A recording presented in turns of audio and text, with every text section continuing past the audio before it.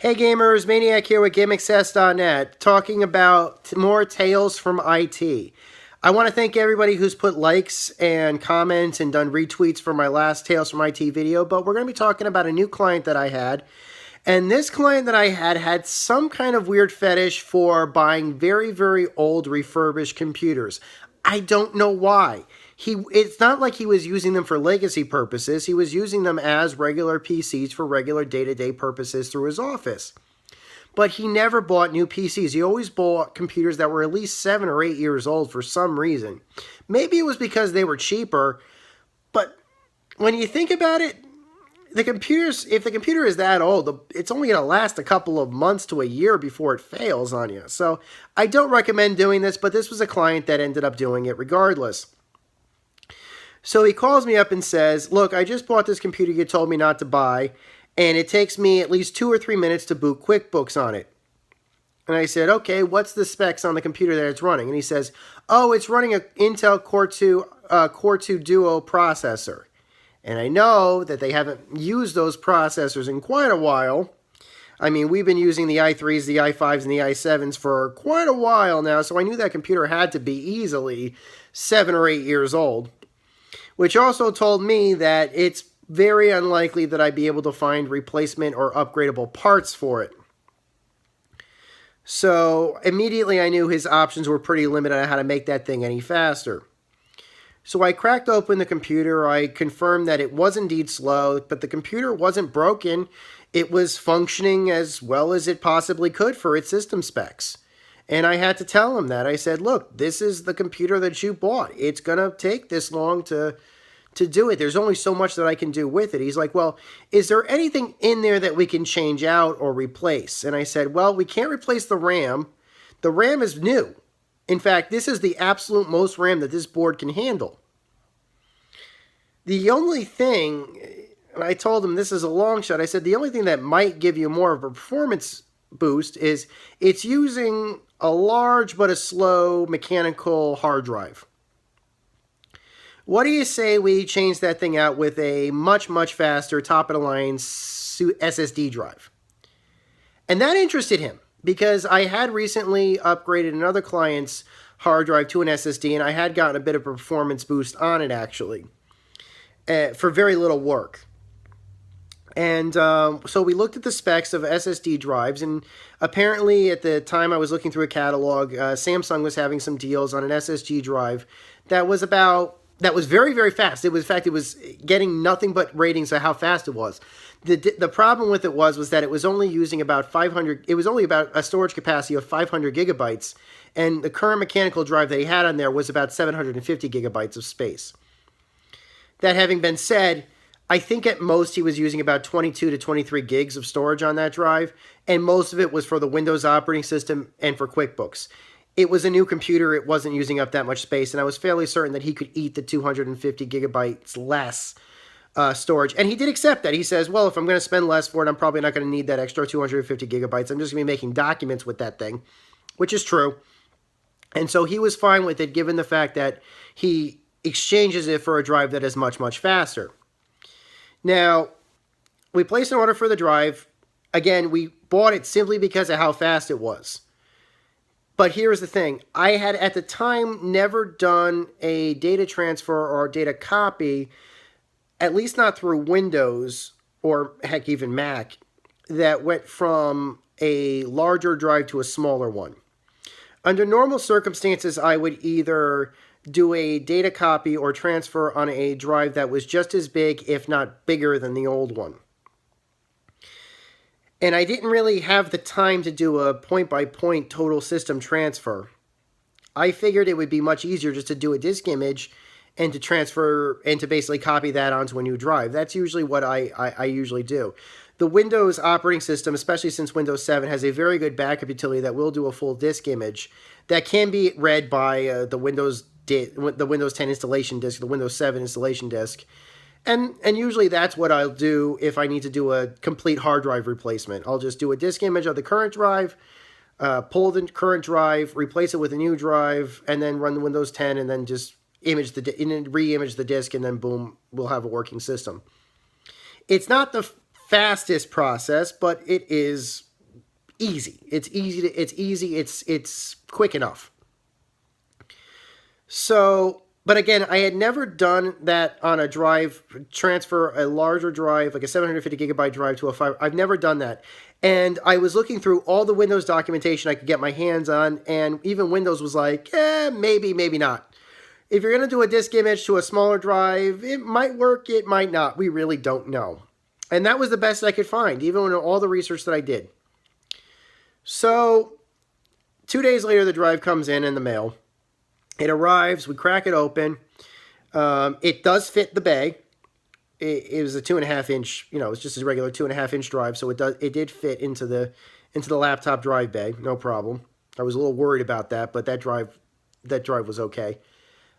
Thickness, not width, but apparently that drive bay, they were warning me about thickness of drives, and for some reason, I don't know, but there was no problem there, at least not for the drive's physical size.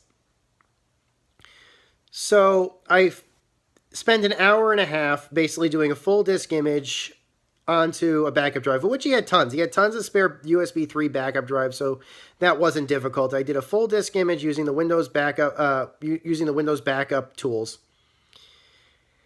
And then I decided, okay, I got the Windows installation disk, so I'll simply just pull the old drive, slide the new drive into the laptop, run Windows disk, and then run a disk image recovery. I pull the old drive, I put the new drive in, I tried my best to get it into the drive bay. I boot to the Windows 10 disk, and I get an error. And I think, what the heck is this? Something wrong here? The Windows 10 installation disk would not recognize the new drive for some reason. And I was at a bit of a loss. So I started going through all the documentation that was included with the Samsung drive. And I found that there was a disk including a data transfer utility included with the drive itself, and instructions for how to use that particular program. So I thought to myself, well, if Windows 10 isn't reading the drive, there's two possibilities. One, maybe the drive isn't seated properly in the bay, or two, the drive is defective. Now, if the drive is defective, it's not the end of the world. I can just get a replacement. I could get a replacement, or, it's a couple of days, but my client would be, we had a disk image. We could just simply turn the computer back on and have to wait a couple more days, but he could get a replacement. It wasn't the end of the world. But if I ran the data transfer utility that Samsung provided, I at least would know definitively that it was the drive that was broken and not a reseating of the bay or something wrong with me putting the drive in there. So I put the old drive back in, and I'm very careful this time about making sure that it's seated in the bay. Turn the laptop on, it boots, and I start to install and run the Samsung Disk Data Transfer utility. Now, the data transfer utility required a SATA to USB adapter, which I thought was included. It was included in the manual, but there was no SATA transfer utility included with the package itself. Thankfully, I did have a SATA to USB transfer device that I brought with me. Usually I use it for the opposite reason. I usually use it to take old data drives, put them on life support, and transfer them to new computers. Here I was taking old data from a computer and transferring it to a new drive. This was a new experience for me. But I decided, okay, we're going to try this out. I plug the drive in. I run the transfer utility. And I check to see, at least I'll know if the transfer utility will even recognize the drive in the first place. It does. It recognizes that it is a Samsung drive plugged in through USB, and it started the data transfer and copy. And I was thinking, okay, this is good. Okay, I wasted about an hour doing a disk utility and imaging, but at the very least, there's plenty of stuff he could do with that image if he needed it. So it wasn't the end of the world to take that. An hour saved is an hour spent, whatever. So about an hour later, all the data is copied. Now, in case you're curious, why is it taking that long to transfer 22? We're using USB 2. Yep, all those USB ports on that laptop were all USB 2. So the data transfer is complete. And at this point, I'm like, okay, this is perfect. So all the data is now on here. I turned off the computer, I pulled the drive again, and then I started trying to reinsert and reinstall the new drive. And at this point I thought, okay, we're going to be very, very careful when we slide this drive in because it was at a, it might have, I don't know, that laptop was set up in a very, very odd way that it was very easy to miss seats or and misinstall the drive so that the SATA connectors from the on the motherboard did not or on the case did not line up properly with the SATA connectors on the drive. So this time I was super, super careful to make sure that it was seated properly before I bolted it in. So I reconnected the drive, and then I figured, okay, well, if all the data is on here, and I've got a solid transfer of everything, then all I have to do is turn this computer on. If I get a Windows loading screen, then the drive is functioning and he can turn it on and use it all he wants. If I get an error saying no boot device known, then either the drive is defective or I have to double check and reseat it. I turn the computer on, I get a Windows screen instantaneously, and it starts to boot. And as I'm going through my head, I start running all his programs and checking everything. I had made that computer faster by a factor of 10. It was taking 10, by my math, by my mental math, that computer was 10 times faster than what it was before. And all I did was change out the SSD, change out the hard drive for an SSD. I could not believe it. So I boot up his QuickBooks. It boots up in like 10 seconds. It took 2 minutes before. Start up Windows takes no time. Closing Windows takes no time. Running his programs is taking no time. And then I realized, yeah, there's something to running these SSDs. So here's a tip for you guys with very old laptops, depending upon how old they are. If you want to get some good performance in the short term for little, quick and easy, basically, I would recommend changing out that hard drive for an SSD.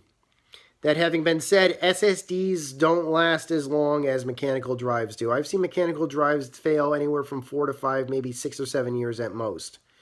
I've seen SSDs fail after about 3 or 4 years. So that's why you have backups. That's not the end of the world. If like I said, you have backups, it's not a big deal. But just be aware, I have seen SSDs fail before I've seen mechanical drives fail. And that's on regular use. So keep that in mind. I gave him some do's and don'ts on how to keep the computer working for an SSD. And he hasn't called me back with any problems since, and that was a couple of months ago, so I'm pretty certain he's happy with it. So there you go. There's my SSD tips. I want to give props to Samsung for making a great drive. That drive was fast.